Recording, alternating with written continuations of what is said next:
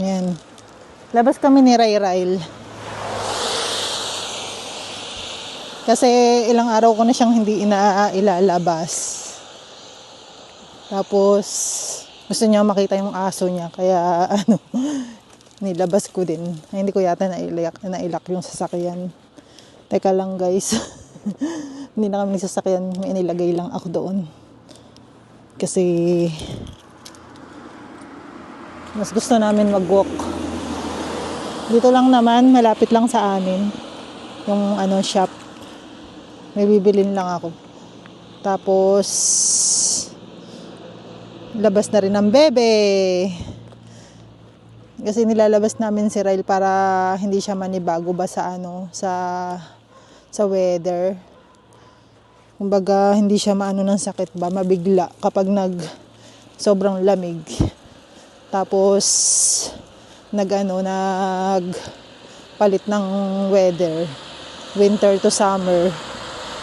Kaya sinasanay namin siya.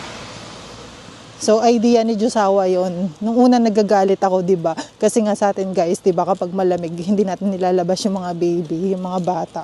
Kasi baka magkasakit. Sa kanya, ang pananaw niya iba. Which is, naintindihan ko naman yung point niya.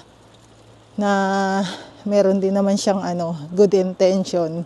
Nung una, nagdidiwara ako, nagagalit ako. Sabi ko, ba't ko ilalabas si Ryle? Parang magkasakit yan. Ikaw baka ako mahihirapan. Ako naman. Ganun ko siya. So guys, yun, naintindihan ko naman na tumagal. Pero hindi ko siya masyadong inaaraw-araw kasi nga sobrang lamig naman guys. Nilalabas-labas ko lang na kunwari alternate siya or 2 days kami hindi nakalabas kasi nga malakas yung ulan, ganun. Kasi dito kasi nagpapalit ang ulan at saka snow, nakakaloka. Nakakaloka yung weather ngayong taon na to. So, kaya ayun, lalabas ko na lang minsan si Ryle kapag pwede. Kasi tinignan ko naman yung weather. Makulimlim lang siya kasi kauulan lang niya kanina. Tapos ang ulan niya ulit yata mamayang 5 o'clock PM. So, ilabas ko lang saglit habang wala pang ulan, tapos uwi din kami agad. So yung in-upload kong video kahapon madali, may nag-react doon.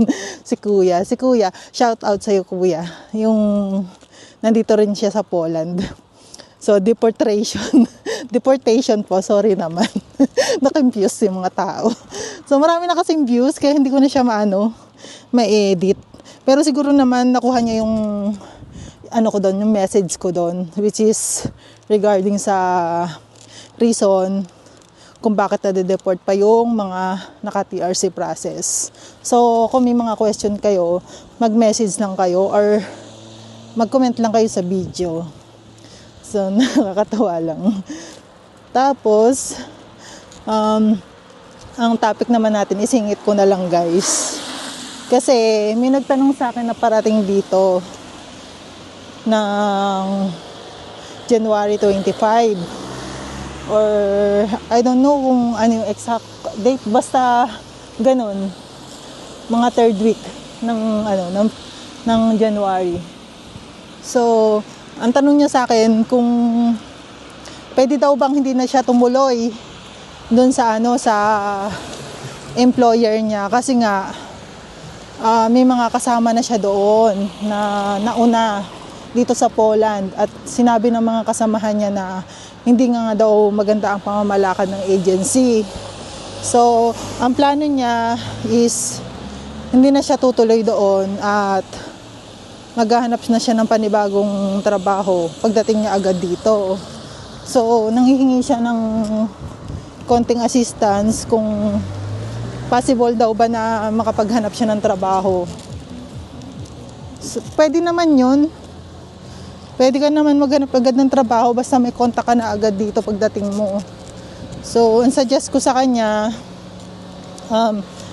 pag may yung sure date mo na talagang alis mo na, hindi na talaga mababago, bibigyan kita ng date, ng contact, ng agency, at ikaw na mismo yung direct na kumontak sa kanila. Pero ang gusto ko guys, yung talagang sure na nandito ka na sa Poland, kasi nakakahiya na makikipag-usap ka sa agency tapos i-hire ka nila tapos hindi ka naman pala sigurado. So nakakahiya yun.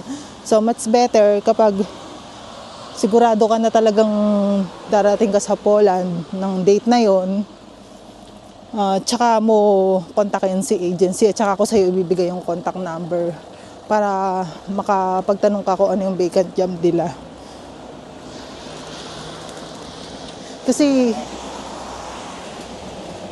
marami naman nang gumagawa nun. So diskarte na ng mga Pinoy yun.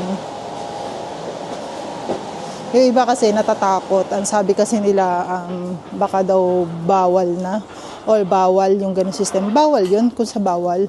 Kasi nga run away ka dun sa nag-process sa'yo. Pero diskarte mo na yun. Yung iba kasi sabi nga nila kaya humigpit ang Poland gawa ng runaway. Well, hindi naman natin makokontrol yun kasi nga kanya-kanya na tayong choice. So, kapag dating mo dito, kung ano yung diskarte mo yun. Kung may masabi man sa yung ibang mga Pinoy, hayaan mo yun. Wala naman silang magagawa. So, ayun lang guys. Thank you for watching. Nandito na kami sa Shopbel. May sounds dito kaya kakat na natin tong video. Thank you for watching. Bye!